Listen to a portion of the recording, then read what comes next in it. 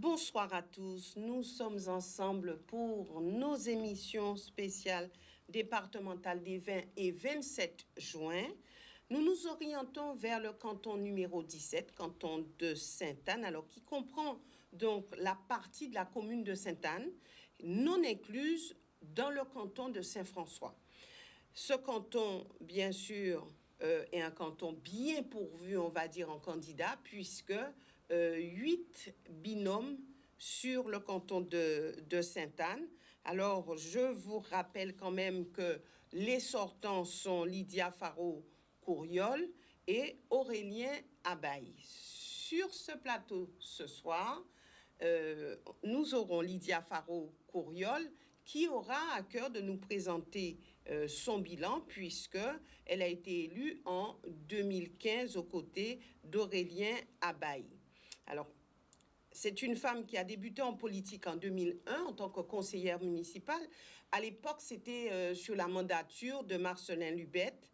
Elle a été ensuite conseillère municipale de 2003 jusqu'en 2014. Ensuite, en 2014, elle a été donc adjointe au maire, conseillère départementale, je vous l'ai dit tout à l'heure, en 2015.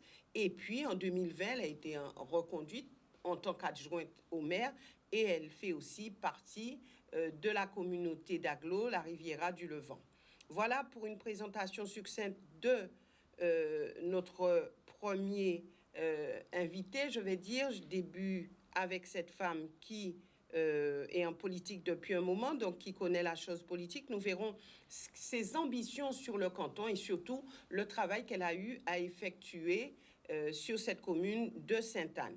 Elle est accompagnée du maire de la commune, Christian Baptiste, qui est cadre administratif. En 2003, il a créé le phare, donc il a fait, on va dire, ses débuts en politique réellement en 2003. Il faut savoir que c'est le fils quand même d'un homme qui a été très engagé en politique. C'était un homme communiste à l'époque, donc il a, on va dire, fait ses débuts très tôt, très jeune, dès la maison, mais mis les pieds à l'étrier en 2003.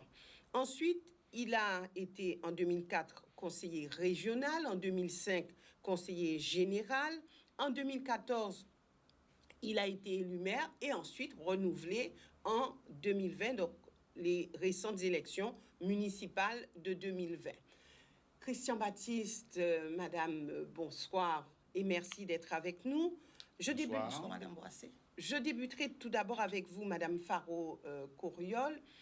Alors, c'est vrai que vous avez été, et vous êtes encore, on va dire, conseillère départementale. Qu'est-ce qui s'est passé? On aurait pu vous retrouver avec M. Abaye sur cette élection. Je voudrais tout d'abord dire bonsoir aux téléspectateurs, spécialement les Sainte-Annais, les militants, sympathisants, et surtout les remercier puisqu'ils m'ont fait confiance en 2015 et ils ont fait de moi leur conseillère départementale. Et je voudrais leur dire que c'est une mission que j'ai accomplie avec amour, avec discrétion, avec disponibilité, avec écoute et avec bienveillance. Ils m'ont permis de travailler dans une collectivité, une belle collectivité, une collectivité qui a en charge l'humain de la naissance jusqu'à la fin de la vie. Et c'est vrai que j'étais bien.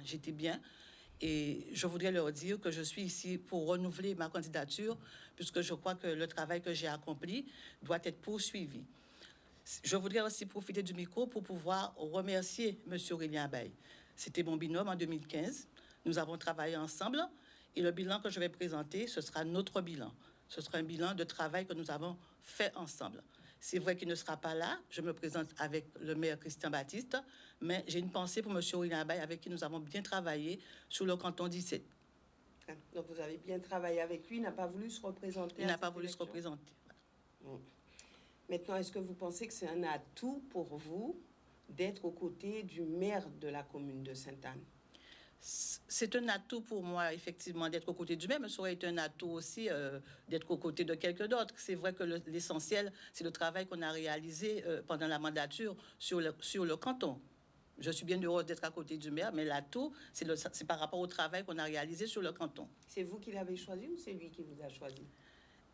Nous nous sommes choisis. Vous êtes choisi avant d'arriver au bilan. Christian Baptiste, Donc vous vous êtes choisi apparemment. Il était important pour vous d'être sur cette élection? Oui, dans la mesure où c'est vrai que je suis toujours conseiller régional, mais une élection départementale, je rappelle que j'ai été conseiller général. Donc c'est une maison que je connais bien. Et il était important pour deux raisons. Parce que notre ADN au niveau de la force d'action et du rassemblement et le développement de Sainte-Anne, c'est bien évidemment la solidarité, éclairer la conscience citoyenne, mais aussi la proximité. Et la collectivité départementale, c'est ça notre slogan d'ailleurs, c'est justement pour une proximité Sainte-Anne solidaire.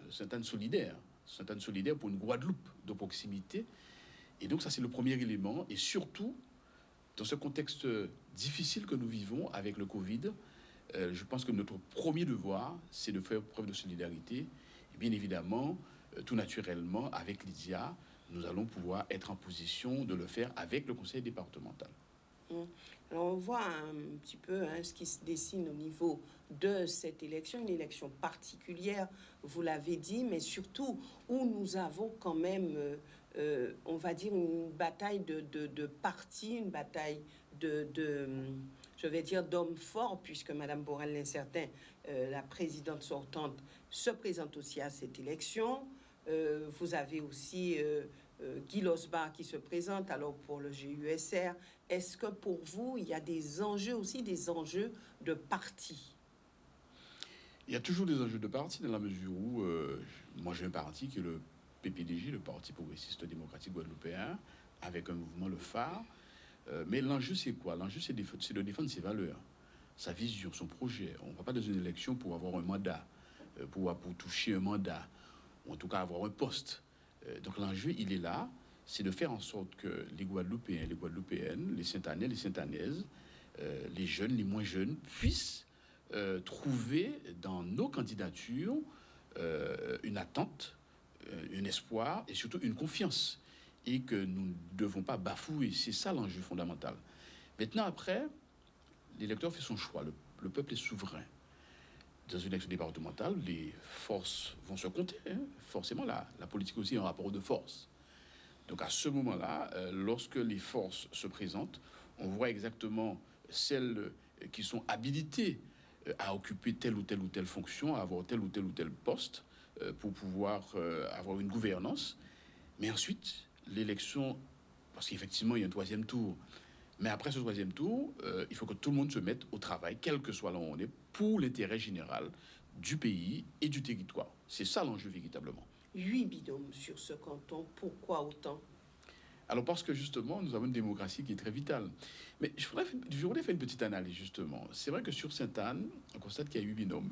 Mais chose paradoxale, c'est que tous les candidats qui sont en lice, je dirais face à nous, ils étaient pratiquement tous ensemble aux élections municipales.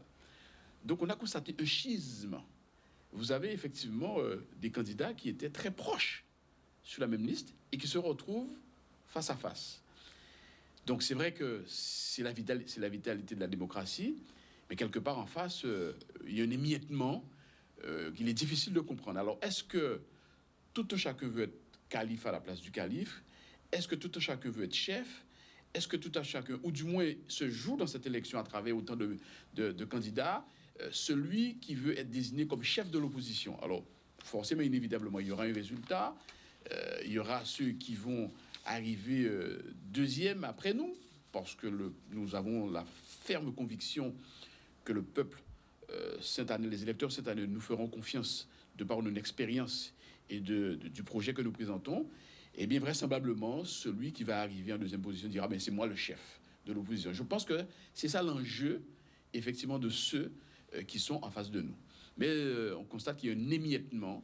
Ceux qui étaient ensemble hier sur une liste au niveau municipal, mais se retrouvent totalement éparpillés, totalement éclatés pour venir dans une élection départementale. Est-ce que ce n'est pas monnaie courante aujourd'hui que les gens soient avec tel pour une élection et puis avec tel autre pour une autre élection, ou se situent dans une dynamique qu'on ne peut pas forcément comprendre. Est-ce qu'aujourd'hui, ça a une quelconque importance puisqu'on a l'impression que c'est devenu la norme? Vous savez, non, c'est pas normal. Et justement, parfois, ce qui devient une habitude devient la norme. Mais c'est pas normal. Et je dis qu'il faut qu'on fasse attention. De plus en plus, les Guadeloupéens nous regardent. Et vous avez très bien, surtout avec les réseaux sociaux, on observe attentivement et scrupuleusement ce qui se fait. Et les Guadeloupéens ne sont pas dupes. Et lorsqu'il y a des combines et des combinaisons, ça se voit.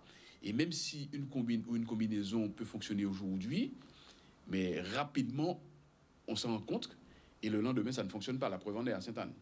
La preuve en est, il y avait des combinés et des combinaisons lors des élections municipales, et un an après, ça ne fonctionne plus. Alors évidemment, les gens, non seulement ils ne comprennent pas, ils ne comprennent pas, il faut bien dire, ils comprennent, en même temps ils ne comprennent pas. Ils ne comprennent pas parce qu'effectivement, c'est pas normal, effectivement, que vous soyez ensemble aujourd'hui, demain, que vous soyez totalement éclatés. Mais ils comprennent très bien qu'effectivement, que chacun est là pour chercher une place. Bon, c'est légitime, bien évidemment, hein, ceci étant dit, hein, moi je n'ai pas de jugement à porter, mais lorsqu'on fait une analyse politique, on voit très bien qu'effectivement, que chacun cherche à se positionner pour peser ses voix, pour savoir qu'est-ce qu'elle pèse sur l'échiquier politique. Et bien évidemment, le peuple, les électeurs vont décider qui pèse plus, qui pèse moins. Madame Faro-Courriol, alors, vous avez un bilan à présenter. Rapidement, donnez-nous les temps forts de votre action durant toute cette mandature. Oui, bien sûr, j'ai un bilan à présenter. Et comme je vous l'ai dit tout à l'heure, c'est un bilan pour les deux binômes, pour Aurélien Abay et pour moi-même. Lorsque nous sommes arrivés, nous avons mis en place une méthode de travail. Moi étant plus axée sur le social, parce que ma profession, même étant assistante de gestion à la mission locale, qui est une structure d'insertion sociale et professionnelle, j'étais plus sur le social et mon binôme était plus sur la partie technique, la partie aménagement du territoire. Mais nous avons vraiment travaillé ensemble tous les deux. En matière d'action sociale, c'est quand même près de 3000 administrés que j'ai eu à rencontrer, soit physiquement ou téléphoniquement, pour leur donner des conseils, des informations, pour les aider à faire le travail administratif, les démarches administratives, pour du moins porter leurs dossiers au niveau du conseil départemental, que ce soit les dossiers d'amélioration de l'habitat, les dossiers de demande d'aide et tout cela. J'ai eu à accompagner des jeunes, puisque vous savez, le conseil départemental a comme compétence aussi l'accompagnement des jeunes, c'est-à-dire qu'il y a le financement de la garantie jeune, qui est octroyé au sein de la mission locale pour les jeunes de 16 à 25 ans qui partent en formation. Donc, j'ai eu aussi à concevoir, parce que nous avons remarqué effectivement des fois que les personnes n'ont pas les informations. Donc, j'ai fait beaucoup de travail d'information et de conseils auprès de ces personnes. Mais est-ce que les personnes n'oublient pas des fois? Parce que à chaque élection, qu'elles aient été cantonales et plus récemment départementales, à chaque élection, ça revient. Les gens ne sont pas informés, les gens n'ont pas les renseignements qu'il faut. Alors, est-ce que ce n'est pas un oubli ou est-ce que les conseillers ne font pas suffisamment leur travail? Alors, moi, je crois que des fois, certaines personnes ne vont pas aux informations. Et là, je m'adresse plus particulièrement aux jeunes, puisque je travaille dans une structure de jeunes. Et on a l'impression que les jeunes ne cherchent pas les informations. Nous sommes dans l'ère numérique. Nous avons Facebook, mais nous avons aussi Google et tout. Donc, toutes les informations sont dedans. Mais souvent, les gens n'y vont pas. Ils l'utilisent peut-être pour autre chose. Et donc, là, c'est pour ça que je fais un appel aux jeunes. Je leur dis de chercher les informations. Tout est là. Il y a des dispositifs qui sont mis en place pour les jeunes. Et des fois, s'ils ne le savent pas, ils ne peuvent pas en profiter. Donc, quand ils m'appellent, je leur donne les renseignements, je peux les accompagner. C'est vrai que dans cette action sociale, il y a beaucoup d'informations et de conseils et d'accompagnement souvent. Donc vous êtes attelé vraiment à cela, à informer, je suis vraiment attelée à conseiller. À conseiller, à informer, à accompagner des fois. Accompagner. Nous avons des personnes qui ont un dossier à déposer, mais ils ne savent pas quelle pièce qu'il faut, ils vous appellent. Donc, c'est vraiment ce travail social que j'ai fait et que je souhaiterais continuer, puisque je suis bien là-dedans. Est-ce qu'on peut dire qu'il y a une grande détresse humaine à Sainte-Anne? Est-ce que les gens sont vraiment, vraiment dans le besoin? Nous avons une détresse humaine à Sainte-Anne, mais je ne veux pas dire que c'est une grande détresse humaine. nous avons puisque j'ai été quand même vice-présidente du Centre communal d'action sociale jusqu'à 2014, jusqu'à 2020. Donc, j'ai eu à accompagner effectivement des Saint-Anais qui avaient des problèmes. Donc, c'était des actions conjointes? Puisque c'est transversal. Le conseil départemental et le CCAS, ce sont des actions transversales. Ce que la personne vous demande des fois au CCAS, ce sont des choses qui peuvent remonter au conseil départemental. Donc, voilà, donc il n'y avait pas de problème, il n'y avait pas de souci. Mais nous avons quand même une population détresse, et une détresse qui va s'accentuer compte tenu de la crise sanitaire que nous avons connue et qui a entraîné une grande crise sociale. C'est pour cela qu'il faudrait qu'il y ait des personnes qui soient vraiment à l'écoute, vraiment disponibles, vraiment être au service de ces personnes qui viendront vers nous. Des personnes aussi et connaissant un petit peu les dispositifs qui sont déjà en place, puisqu'il faut être réactif par rapport à il faudra être réactif par rapport à leurs demandes. Christian Baptiste, vous voulez rajouter quelque chose sur cette partie bilan? Est-ce que vous avez eu à travailler avec Madame Faro-Coriol durant cette mandature? Est-ce que l'action municipale doit être forcément aux côtés de cette action du conseiller départemental? Oui, évidemment. Je voudrais effectivement donc remercier Lydia et Sikourinéa pour le bilan qu'ils ont accompli sur le territoire de la ville de Sainte-Anne. J'ai eu, évidemment, en tant que maire, à travailler avec eux, mais aussi avec la présidente du conseil départemental. Et je dis très clairement que c'est un bilan que nous défendons, celle de Josette Borel-Certain, au niveau du conseil départemental. Et c'est pour cela que nous allons continuer cette œuvre. Effectivement, il y a la partie sociale, et notamment sur la partie aménagement du territoire. Le conseil départemental a eu l'occasion de nous accompagner, notamment sur la sécurité en termes de mobilité, que ce soit pour les piétons. Pratiquement toutes les écoles sont sécurisées en matière de ralentisseurs, avec aussi des rambardes de sécurité. Nos routes départementales sont convenablement, je dirais, entretenues. Bon, il y a évidemment quelques routes, notamment la route de Des-Hauteurs, ou encore quelques petites parties sur Béra ou même sur Pavillon, qui restent à faire, mais je crois que c'est déjà programmé. Et aussi, sur des problématiques aussi d'évacuation d'eau pluviale, notamment à Fond-du-Pré. Donc, la présidente a eu l'occasion de venir et nous avons eu l'occasion de lui montrer ce qu'il y avait à faire en termes d'intervention. Et aussi, Lisa l'a pas dit, à Sainte-Anne, nous avons une antenne du conseil départemental qui permet effectivement aux assistants sociaux de recevoir les personnes qui sont en difficulté. Donc, c'est un bilan qui est positif. Et bien évidemment, il y a encore à faire et nous allons, avec Lydia, nous allons poursuivre ce travail qui est déjà commencé. Donc, et nous avons bien travaillé avec le conseil départemental. Avant de passer à ce que vous proposez à votre population, j'aimerais vous laisser une citation qui nous vient de Otto von Bismarck, qui a été homme politique, homme d'État, il a été prince aussi, et il est décédé en 1898. Donc, vous voyez, c'est très loin, mais il disait à l'époque, ne croyez jamais une chose en politique aussi longtemps qu'elle n'a pas été démentie.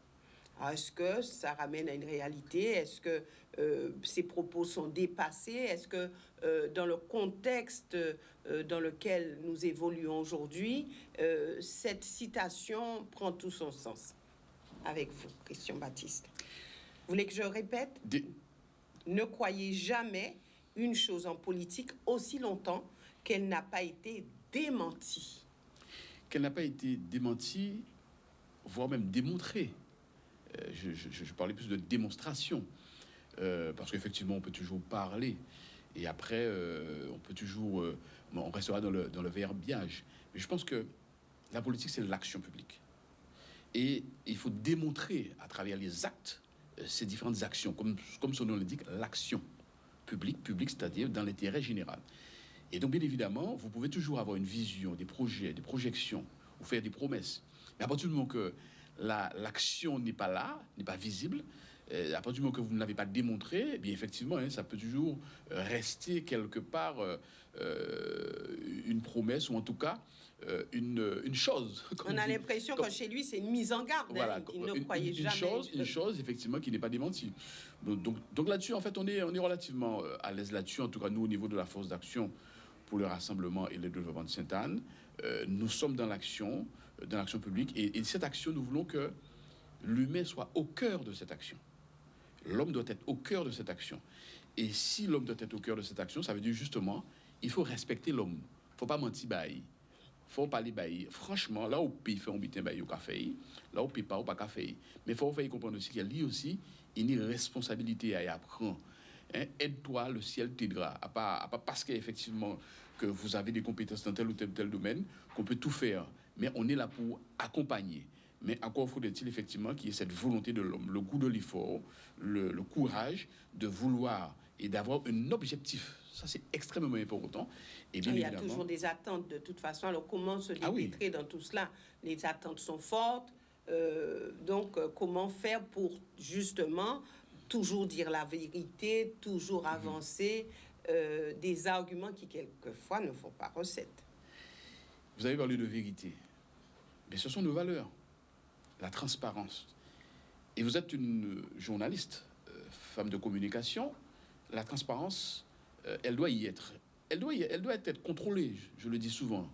On ne peut pas toujours tout dire, mais on doit avoir de la transparence contrôlée. C'est-à-dire qu'il ne faudrait pas non plus, lorsqu'il y a une certaine réalité, faire fi de cette réalité, faire comme si elle n'existe pas.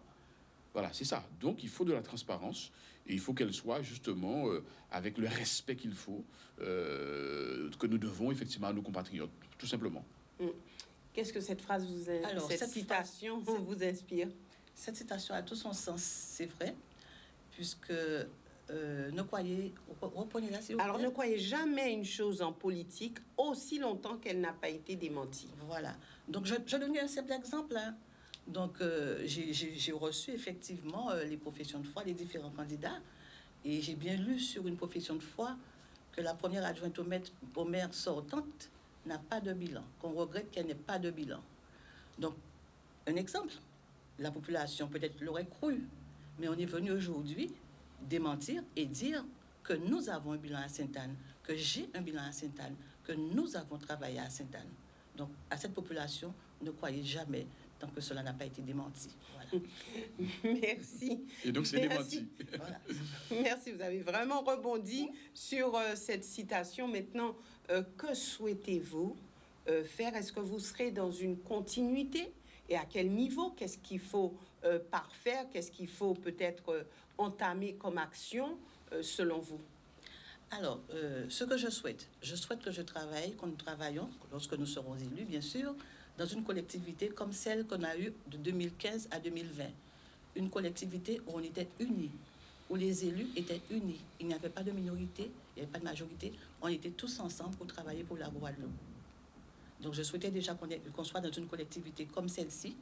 Et surtout, on a dit sur la continuité du travail que j'ai entamé, que ce soit au niveau social. Et je vous l'ai dit tout à l'heure, la crise sanitaire a entraîné une crise sociale. Nous aurons beaucoup plus de personnes en détresse qui viendront vers nous. Donc, il faudrait une personne qui soit réactive, connaissant tous les dispositifs mis en place. Et je suis cette personne. Nous avons aussi des projets, c'est-à-dire qu'il faudrait renforcer. Le conseil départemental a travaillé. Elle a travaillé sur toutes les politiques sociales. Sauf que maintenant, il faudrait passer au renforcement. Le renforcement peut être au niveau de l'aide personnalisée à l'autonomie, puisqu'on est une population vieillissante. Peut-être porter d'autres réflexions, puisqu'on a bien dit dans 2030, il y aura plus de la moitié de la population qui sera âgée de plus de 60 ans. Déjà commencer certainement à réfléchir sur d'autres moyens pour pouvoir, pour les personnes âgées, puisqu'on se rend compte effectivement que les EHPAD sont décriés.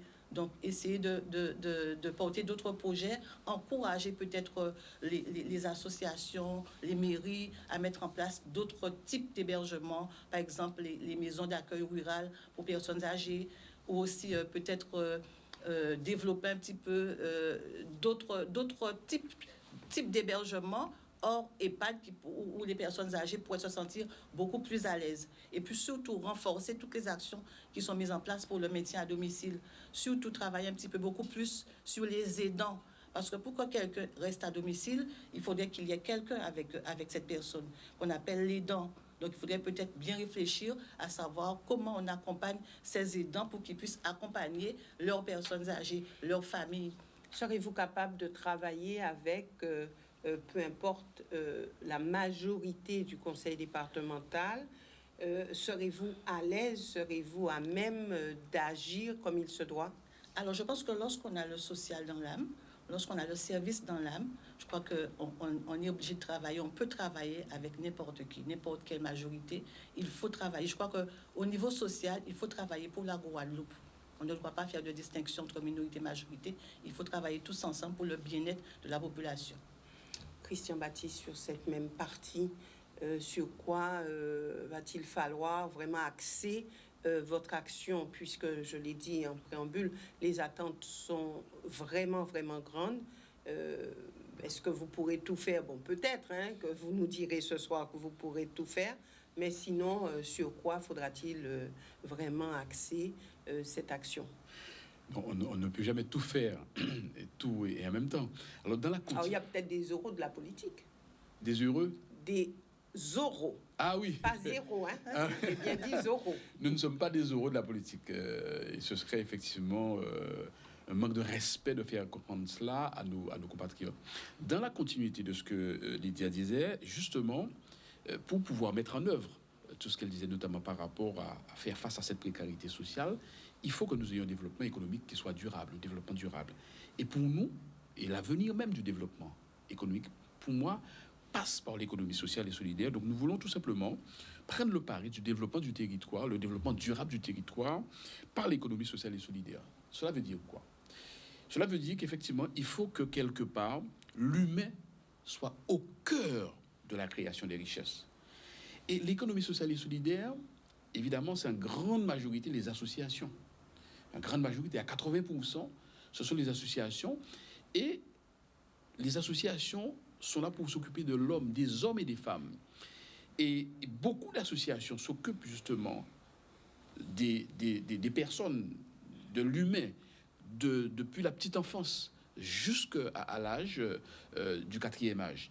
Et donc, pour nous, premièrement, favoriser l'économie sociale et solidaire, qui est une source de richesse, c'est déjà favoriser l'emploi, au moins permettre effectivement de réduire le déficit de l'emploi. Mais aussi, c'est à travers une politique, je parlais d'association, une politique de subvention des associations avec des contrats d'objectifs. Pas simplement donner des subventions pour donner des subventions, mais il faut que ces contrats-là soient atteints. Et Lydia a donné quelques exemples. Vous avez une association de personnes qui s'occupe de personnes, aide à la personne, notamment ce qu'on appelle les AVS, les auxiliaires de vie sociale, d'ailleurs qui est financé quasiment 100% en termes de formation. Nous avons une population qui est vieillissante, comme elle disait, de plus en plus. Nous devons mettre en place de plus en plus de dispositifs pour s'occuper de ces personnes âgées. Et bien justement, à travers ces associations, par exemple, vous avez des personnes qui partent à la retraite, mais qui ont travaillé dans le social et qui peuvent venir donner un coup de main aux associations pour permettre d'avoir plus, de s'occuper plus des personnes âgées, et notamment en termes de compagnie. Mais évidemment aussi pour la jeunesse, une politique de vie associative. Pour la jeunesse, évidemment, pour pouvoir accompagner. Donc, une vraie politique, une véritable politique, en tout cas plus renforcée, concernant les contrats d'objectifs. Et bien évidemment, il faudrait aussi un certain nombre de structures pluridisciplinaires. Oui. Bon, mais là-dessus, on aura l'occasion de développer plus largement durant la campagne électorale. Voilà. Alors maintenant, vous avez juste le temps, mais rapidement, de prendre un engagement face à cette population. Alors, un engagement que vous pourrez tenir, bien sûr, si vous êtes élu, et je débuterai avec vous. Alors, l'engagement que nous allons prendre, c'est, puisque je vous ai dit tout à l'heure que les personnes n'ont pas beaucoup d'informations. Donc, ce serait aller vers la proximité, aller et mettre en place un bus itinérant qui ira dans les sections, dans les quartiers, pour pouvoir porter des informations aux personnes. Merci. Et pour vous, Christian Baptiste, quel est cet engagement que vous pourrez prendre ce soir? Mais c'est toujours cet engagement de solidarité, de proximité, bien évidemment, mais surtout être à l'écoute.